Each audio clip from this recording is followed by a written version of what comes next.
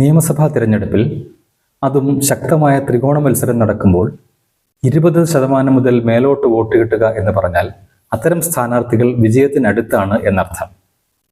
3 സ്ഥാനാർത്ഥികൾക്കും 3 മുന്നണികൾക്കും ഈ രീതിയിൽ 20% അതിനു മുകളിലോ വോട്ട് കിട്ടുകയാണെങ്കിൽ ആ 3 സ്ഥാനാർത്ഥികളും വിജയത്തിനടുത്താണ്, വിജയതീരത്തിനടുത്താണ് എന്ന് വേണമെങ്കിൽ പറയാം.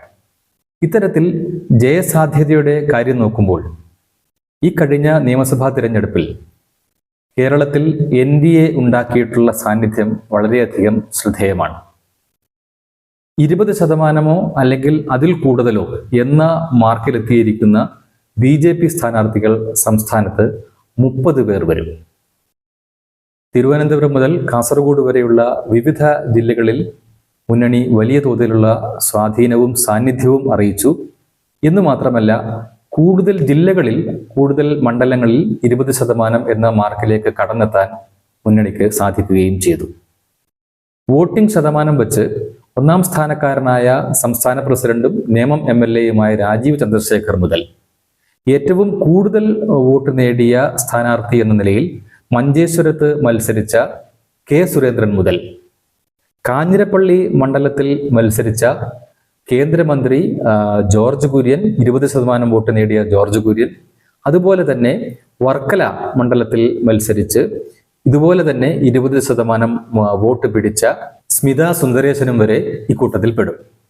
ഇതിൽ 67,696 വോട്ട് നേടിയ K. സുരേന്ദ്രന് കിട്ടിയ വോട്ടുകളുടെ ശതമാനം 36.05 ആണ്. അതേസമയം 57,192 വോട്ടുകളാണ് ലഭിച്ചതെങ്കിലും നേമത്ത് രാജീവ് ചന്ദ്രശേഖർ 40.75% വോട്ട് നേടി ശതമാനക്കണക്കിൽ ഒന്നാമതെത്തി. അത് കഴിഞ്ഞാൽ വോട്ട് കൂടുതൽ ലഭിച്ചത് കാസർഗോഡ് മണ്ഡലത്തിൽ നിന്ന് മത്സരിച്ച BJPയുടെ അവിടുത്തെ ജില്ലാ പ്രസിഡന്റ് കൂടിയായ ML അശ്വിനിക്കാണ്. അവർക്ക് 53,698 വോട്ട് ലഭിച്ചെങ്കിലും അത് ശതമാനക്കണക്കിൽ 31.74 മാത്രമേ വരൂ.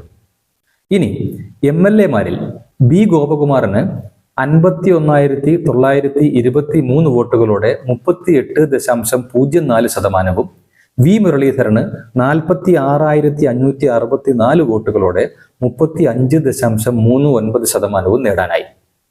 പാലക്കാട്ട് ശോഭാ സുരേന്ദ്രന് കിട്ടിയ 49,052 വോട്ടുകൾ 33.33% വരിക. തിരുവല്ലയിൽ അനൂപ് ആന്റണി 43,078 വോട്ടുകൾ പിടിച്ചെടുത്തത് 30.61% വോട്ടുകൾ പോക്കറ്റിലിട്ടുകൊണ്ടാണ്. ആറ്റിങ്ങൽ സ്ഥാനാർത്ഥി P. സുധീറിന് ലഭിച്ച 45,788 വോട്ടുകൾ 30.54% വരിക.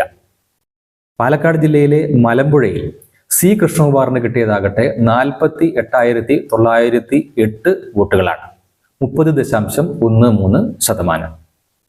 തിരുവനന്തപുരം ജില്ലയിലേക്ക് വീണ്ടും ചെന്നാൽ തിരുവനന്തപുരത്ത് കരമന ജയൻ 35,125 എണ്ണവും അതുപോലെ 29.15% വോട്ടുകൾ നേടി.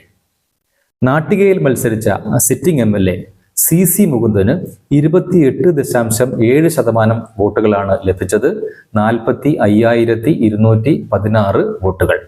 വട്ടിയൂർക്കാവിൽ മത്സരിച്ച മുൻ DGP കൂടിയായ കൗൺസിലറായ R. ശ്രീലേഖ നേടിയ 37,213 വോട്ടുകൾ 29.68% വരും.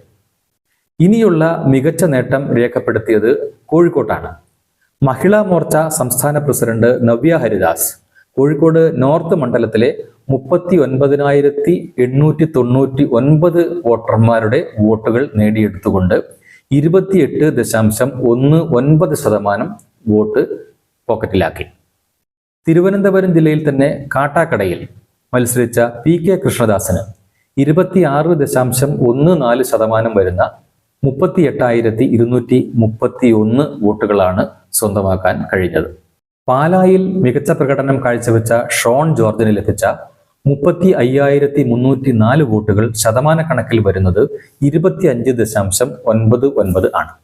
25.39%, 32,463 വോട്ടുകൾ ലഭിച്ച കോഴിക്കോട് സൗത്ത് മണ്ഡലം സ്ഥാനാർത്ഥി T. റെനീഷാണ് പട്ടികയിൽ അടുത്തത്. PC ജോർജിന് പൂഞ്ഞാറിൽ ലഭിച്ചത് 36,172 വോട്ടുകളാണ് എന്ന് വച്ചാൽ 24.98%. മേജർ രവി ഒറ്റപ്പാലത്ത് 42,476 വോട്ടുകൾ നേടി. ഇത് 24.97% വരും. കുന്നത്തുനാട് മണ്ഡലത്തിലെ സ്ഥാനാർത്ഥി ബാബു ദിവാകരന് 40,221 വോട്ടുകൾ നേടാനാണ് സാധിച്ചത്. മേജർ രവിയെ പോലെ തന്നെ 24.97%. യുവരാജ് ഗോകുലിന് നെടുമങ്ങാട്ട് പിടിക്കാനായത് 38,999 വോട്ടുകളാണ്, 24.54%.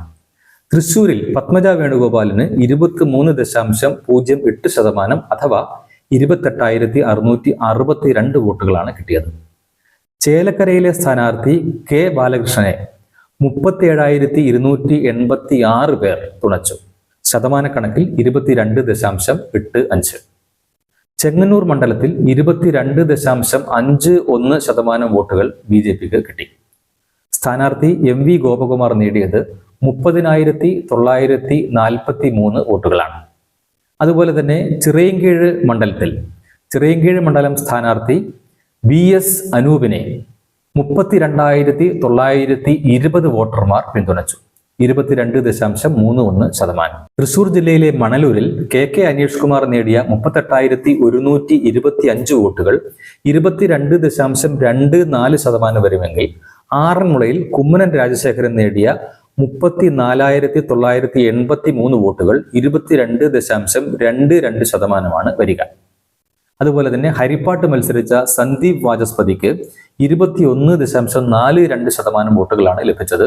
എണ്ണത്തിൽ പറഞ്ഞാൽ 31,022 വോട്ടുകൾ. ഷൊർണൂരിൽ അഡ്വക്കേറ്റ് ശങ്കുട്ടി ദാസിന് 33,264 വോട്ട് അഥവാ 20.77% വോട്ടുകൾ പെട്ടിയിലായി. വർക്കലയിൽ സ്മിത സുന്ദരേശന് 27,400 വോട്ടുകളാണ് ലഭിച്ചത്. ജോർജ് കുര്യന് കാഞ്ഞിരപ്പള്ളിയിൽ ലഭിച്ചത് 26,984 വോട്ടുകൾ. ഇരുവരും 20% വീതം വോട്ടുകൾ നേടി. ഇപ്പറഞ്ഞ 30 സീറ്റുകളായിരിക്കും അടുത്ത തവണ BJPയുടെ NDAയുടെ ജയസാധ്യതയേറിയ A ക്ലാസ് മണ്ഡലങ്ങൾ അഥവാ സീറ്റുകൾ.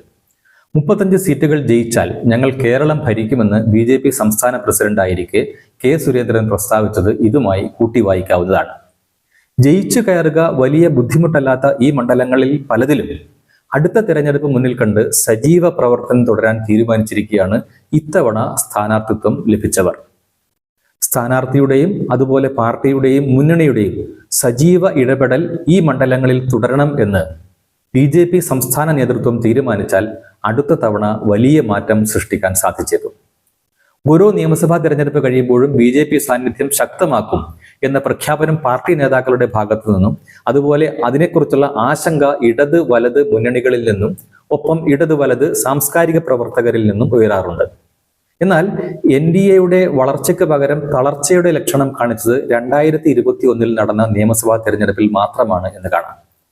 2016 ലഭിച്ച ഏക സീറ്റ് നിലനിർത്താനോ പുതുതായി ഏതെങ്കിലും സീറ്റ് പിടിച്ചെടുക്കാനോ അന്ന് മുന്നണിക്ക് സാധിച്ചില്ല.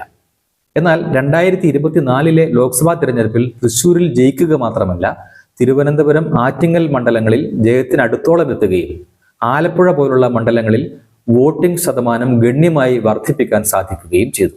കഴിഞ്ഞ തദ്ദേശ സ്വയംഭരണ തെരഞ്ഞെടുപ്പിലാകട്ടെ തിരുവനന്തപുരം കോർപ്പറേഷൻ കൈയടക്കി. തലസ്ഥാന നഗരിയിലെ കോർപ്പറേഷൻ LDFന് പുറത്തുനിന്നൊരു പാർട്ടി ഭരിക്കുന്ന സാഹചര്യം അങ്ങനെ ആദ്യമായി BJP സൃഷ്ടിച്ചു.